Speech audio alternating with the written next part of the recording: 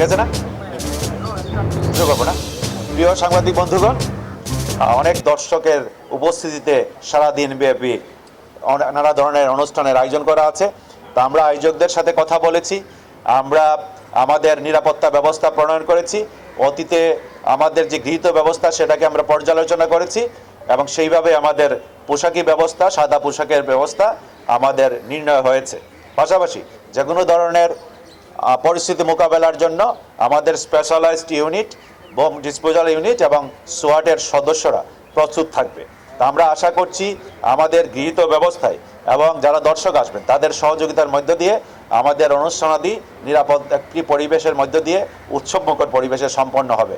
আমি এটা বলতে চাই, আমাদের কাছে সুনির্দিষ্ট কোনো থ্রেট নেই, তবে যে কোনো ধরনের খারাপ পরিস্থিতি মোকাবেলার জন্য আমাদের সর্বোচ্চ প্রস্তুতি থাকবে। আর আপনার কি পরিমাণ ফোর্স থাকবে পুরো মানে বিভিন্ন আমরা আগে বলেছি আমাদের 3 স্তরের নিরাপত্তা থাকবে। সংখ্যাটা আমরা টেকনিক্যাল কারণে বলতে যাচ্ছি না। আমি এটা বলতে চাই আমাদের পর্যাপ্ত পোশাকের পুলিশ এবং সাদা পোশাকের পুলিশ এই নিরাপত্তার কাজে নিয়োজিত থাকবে।